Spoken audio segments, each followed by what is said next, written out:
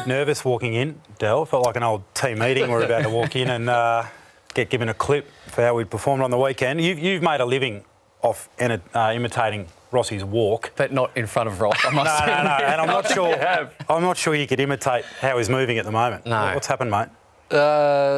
Football injury. I put it down to. So I had a knee replacement, really simply, on January 8th.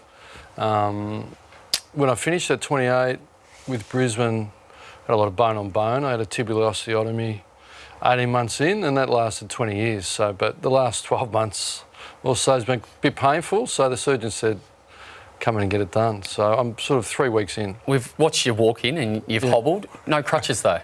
No crutches. Why? Yeah. Well, you don't need them after 3 weeks. Is it true that you walked out of hospital with no crutches? Yeah, I walked out with them. Why? Well, because I could. It felt pretty good. So I spoke to the surgeon.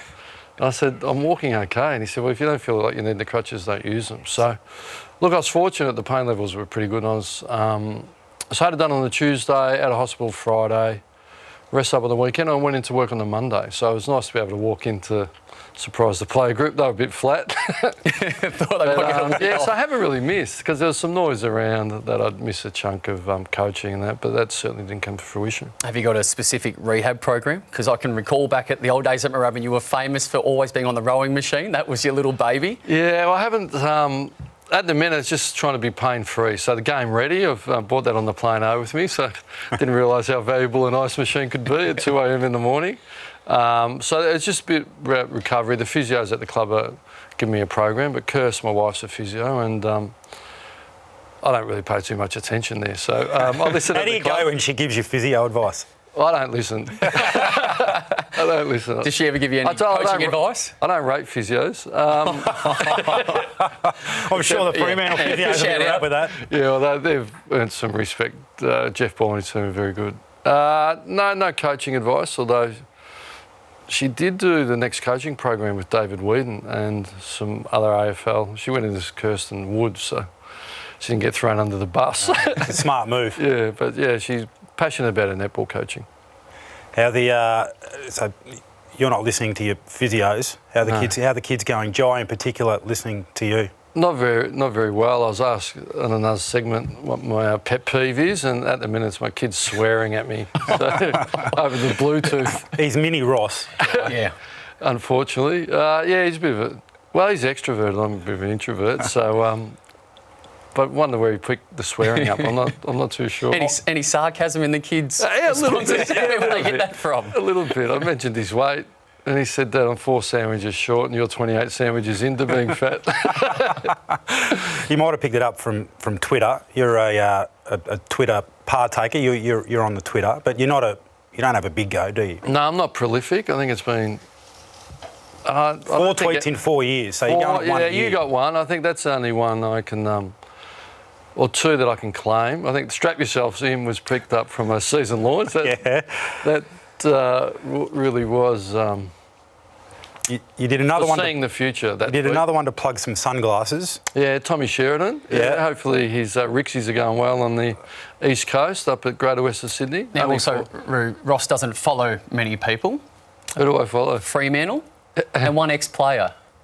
To what? Matthew Pavlich. Oh, we love number 20. Is there any favouritism towards the ex-captain? Well, water what you want to grow. He's now in the Perth media, so I need him to look after me. It's a cauldron over there, the Perth media. I wouldn't have known that. No, I'm not a big social media guy. Instagram? Small footprint. Anything on Instagram? No, very small footprint. Out of my skill set, I would think. It's sort of you guys. You on Instagram, Dello? I am. Only to follow other people, though. I'm not.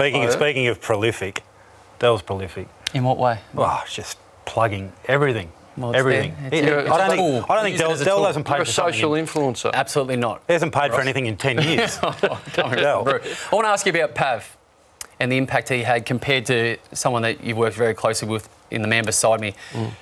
The characteristics of those sort of people and what you were drawn to. Yeah, so huge impact, both leaders. And Pav, I don't know if he got me a better stage, but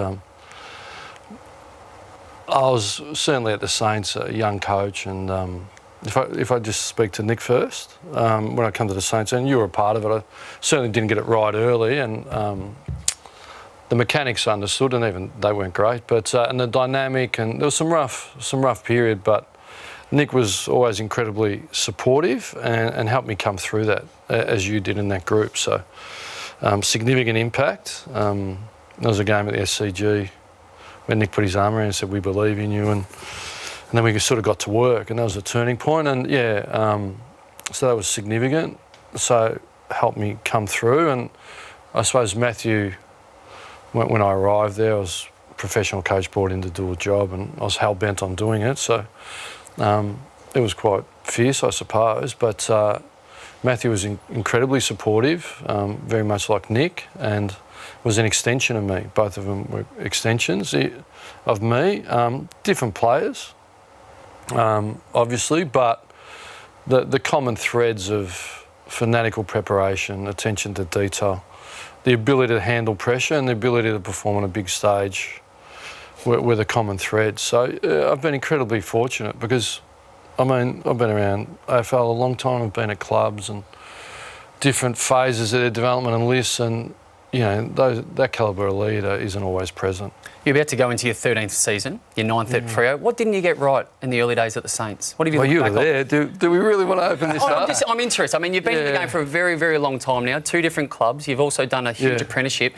Looking back on those early days, when you referenced saying, I didn't get it right, what was it? Well, I'm brutally honest with that, and I know I didn't. And there was a lot of threads that went into that outcome of not getting it right. Really, I'm the accidental coach. I never really had any design on being a senior coach. So I was a dedicated assistant and worked really hard and was loyal to whoever I had. But at the Swans, it was a wonderful environment of hard work and a player group that were responsive to being coached and coached hard, and a really strong culture. So, but as an assistant coach, you're a part of that, but you don't really shape it that much and lead that. And because I hadn't put much thought into being a senior coach, I hadn't really gone down thinking about running a full program and all that. So Saints come around relatively quickly. And I come in, and the Swans game plan was pretty tight. It didn't suit you guys, but they had Ray McLean facilitating. I didn't have anyone, although Sean Richardson come on board. It was like I tried to keep everyone happy. Let standards slip. Didn't handle myself that well really in the media early. I don't know if I do now, but I think I've come a long way. Didn't respect the stakeholders, and you know, you guys were there, so I wasn't hard enough. I let you get away with murder, Del. Until the turning point was, and I'm not, you never let it go, was when you famously dropped. And this was the catalyst for the Saints to just explode up the ladder, was you dropped the golden boy, Nick Del Santo. I think about round 13, we were playing the Dockers, and Del had a little run around in the twos, didn't you, Del? With Milne out of Coburg. Yeah. Took it on the chin. We all came out. And Was that one of your big mistakes? That was one of my biggest genius strokes, really. So, but it really was. I remember Grammy said, "Mate, you've spoken about forward pressure since you've been here, and you keep playing the same blokes." I said, "Who are they?" He said, "Well, Milne and Del." Grammy. So they went out. We played 4 debutants. We played Fremantle. I think if we had a loss that, I might have got sacked, to be honest. I reckon it was about round 13, 2008, wasn't it? Lenny had 8 tackles in the first. Yeah, and 20 possessions. He was enormous, Lenny. Looking at your current group, who reminds you? But just on that night, the leaders, like Luke Ball stood up. He knocked himself out. I think he had 18 in the first. Lenny and Rui kicked 6, I think. So can I just ask you about your memory? Yeah. You've just recited something that happened 11 odd years ago, and you've always had this incredible ability to reference a point, whether it's an educational thing and saying, you know, Nick, you haven't learned from that. You did it in 2007. How have you got this ability? Is it the amount of preparation, the amount of reviewing of a game that you're able to actually recite passages of play? I think it's about being passionate about what you do. They're certainly putting the time and the work into it. And then there's some attribute, the ability to recall it. And I'm quite visual. I can visualise Lee Fisher not getting goal side. Port Adelaide. But yeah, I can visualise and bring it back. And through that period of my coaching, it was very... And I'm committed, but I'm a bit more balanced now. You know, it was the amount of vision and repetition, probably a little bit too much. That has helped. But So I'm not huge music, but people that are fanatical music, I think, how do they recall songs, bands, years? So it's really about what you're committed and passionate about, and that's why I can do it.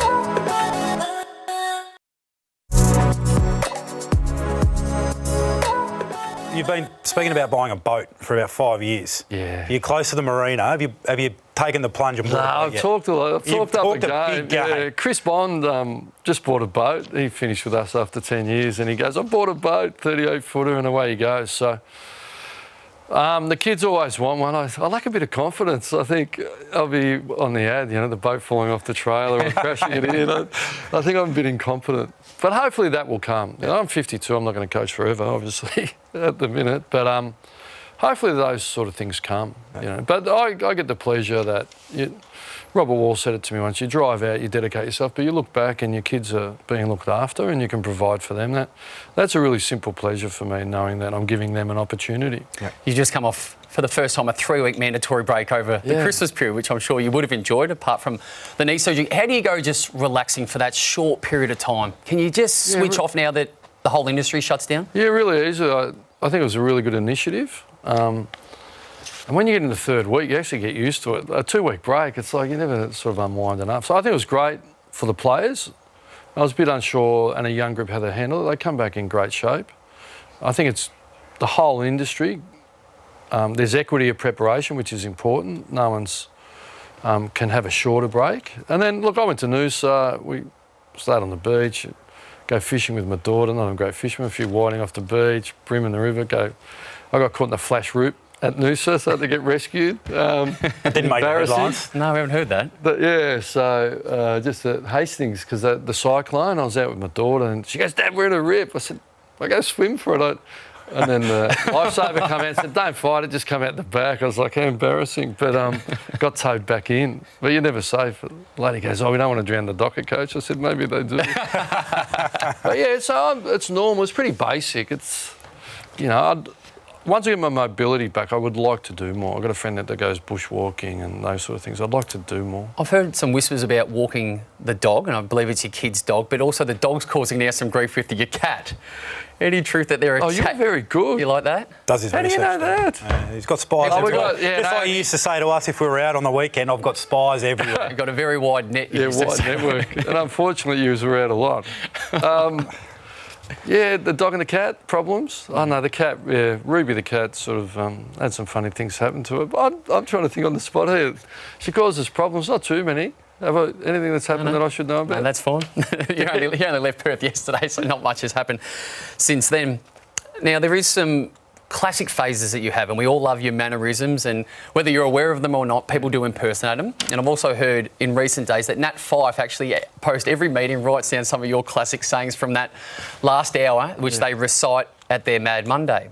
Yeah. Now, going back 10 odd years, I recall Michael Ricks doing a very similar thing for us, which used to amuse us. So we're going to go through a few. Do you have some? We've got a few written down. And I'm not as prolific as they were. I don't say as much. You don't think they are because they've become so common to you. But I'm going to read them out. So a response to what it means, first of all, just so we have a clue after 15 years. But if you're still using them and if it is one of your favourites. I'll start with hot dog handballs. If that was just all about you. What's a hot dog handball? I could... You're blind, you look away handballs, fancy, just do the basics, they'll turn and hit your target. Okay. We all got that one. What about you don't kick it like Bobby Skilton? Did I just say that? Oh, yeah, once or twice. Yeah. Oh, no, it was probably some of those players trying to... Who was that directed at? Oh, I think Armo copped it. Jimmy Gould might have copped a few of them. Kick off more than they chew, yeah. Bite off more than they can chew. Are you still using a little bit of sarcasm when giving feedback to players? For the example of, why wouldn't you give it to our best kick in the team? If someone doesn't give a handball to someone that is a better kick, for example? Well, we're all about bringing you into the game, telling our good kickers, so... Yeah. I do recall the other one that Ross was famous for was Nick would be 1v3. You'd have 3 defenders on and you'd still be asking us, why wouldn't you kick it to our best forward? He's handy. And he's handy. And our response would be, well, he's got 3 players on him, so there's got to be at least 2 spares somewhere else. But that one never really held any weight. No, it didn't carry. Let the cobblers cobble. Where do you find these? That's an old one, isn't it? Yeah, but where do you find them? I probably picked it up. I wasn't great at school, but I was a good listener. I could listen. I think my dad had a few sayings. I don't know, just come up along. I think very appropriate. Bring your work boots. Yeah, the Cobblers, everyone wants to be the coach, everyone wants to be the captain. Like, in a footy club, just do your job. Yeah, I like it. Bill Belichick, works for him, doesn't it? Just do your job. This is one of my favourites. He's towing you around like a caravan. Oh, that's Dennis. Because Tony Alshaw was a big influence, wonderful support for me, and worked with Dennis, great coach. So there was a fair bit of paganism that Trout would pass on. So it's just that being a slave and not showing much initiative, just getting towed around everywhere. It really is must-watch viewing, your press conference. We've got a thread, the old Saints boys, where we cut little snippets of your press conferences. So we'll keep going with a few of them. So blue-collar team, we all know what that means.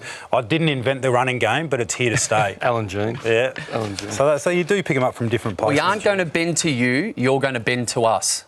Yeah, Lee Spur loves that one. And when he retired, he bought me a bottle of Pinot with that quote written on it. Well, there's a little bit, sometimes players are slow to adapt to what you're asking for, but we'll bend, but only so much. Yeah. So you need to bend to us. You'll get weeded out? You get weeded out? What does that mean? Well, in the end, you need to buy in and do the program, or you'll be gone, we'll weed you out. How have you changed, or what have you had to change? Because you speak of this young group at the moment with Freo, have you felt like you might need to just give them a little bit more space, and the structure and the discipline that we've all known you for is maybe softened a little bit?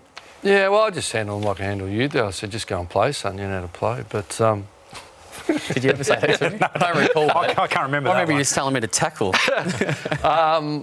Yeah, look, my overriding philosophy is the same. You know, and I think any young coach, so it is about possibility, it is about hard work, anything's possible. And really, we talk about take that emotional risk.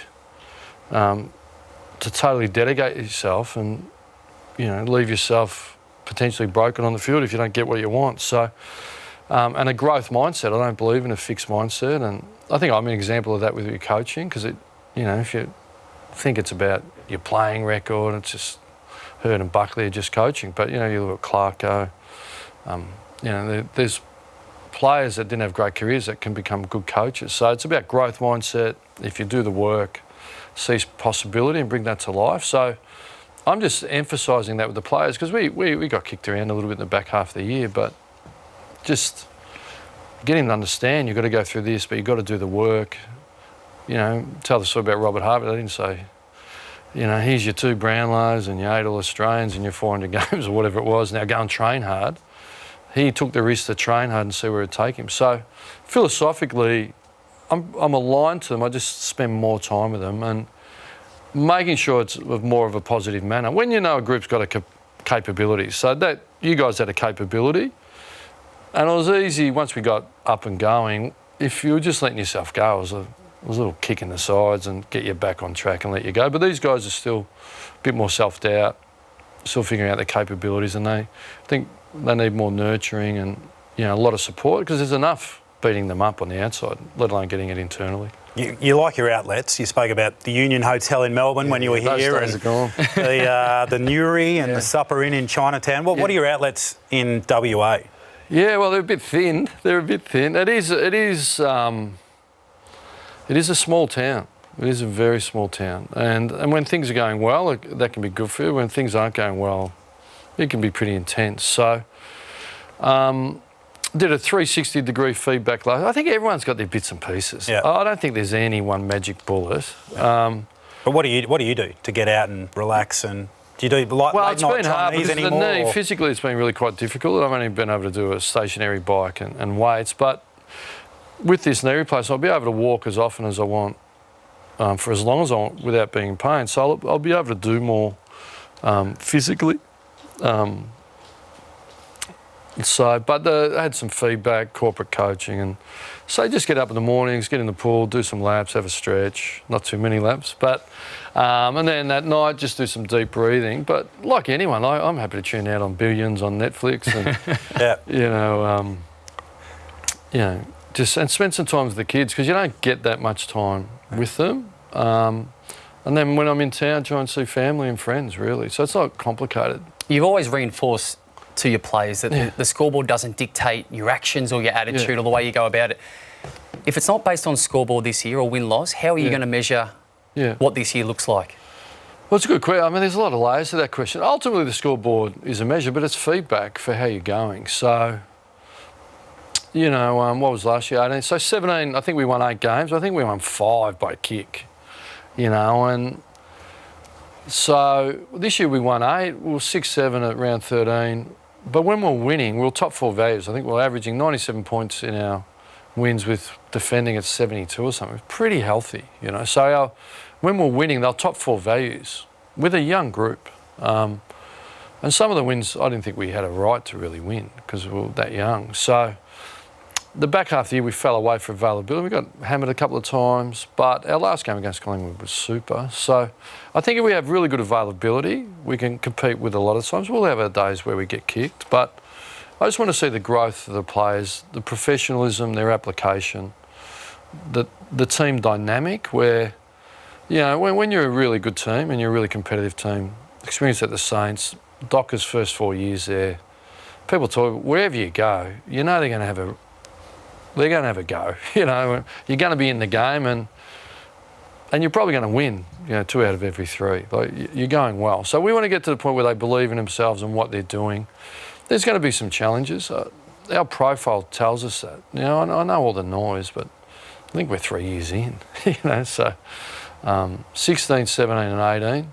So 19's the 4th year, but if you think about drafting and actually going to it, it's really, Brayshaw and Cherry played 20 games. I mean, I remember you little saplings when you were 20 games in, you know, so you become great players. It doesn't happen overnight, but we'll need a little bit of luck, but I think our best can be really good, you know, and WA is a tough trip, and, you know, we played some good footy there last year at home. We've got to make sure if we can build that base and then we want to compete, you want to lessen the margins probably on the negative end, compete better interstate and play a game better footy. You backed a few veterans in, Sandy and Ballas. Is that as much as anything because you've got the saplings in Brayshaw and Cherry to provide them with some support and some guidance, mentor? Yeah, well, they're a list management decision. Not many people believe that. But particularly when it comes to Aaron, you know, and really, to be honest. Cobblers cobble. Yeah, well, it's hard. You get in and they say, what do you want to do? And I'll say, well, Brad, you tell me, you're the list manager. Yeah. You know, I mean, that's how it works. Yeah, right.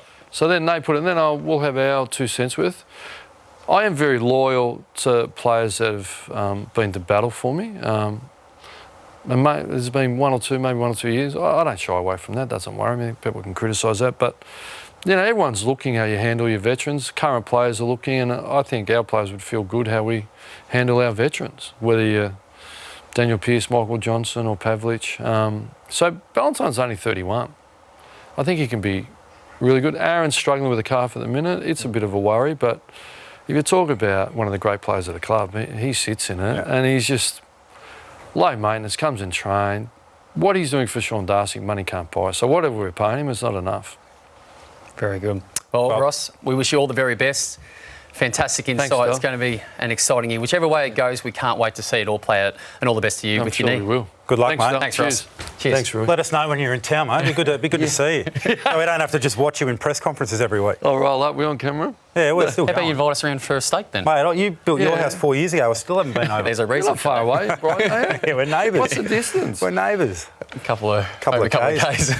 Lob over. It's hard. I definitely drop in. He just doesn't get the return on the way back. Oh, no, open the wallet.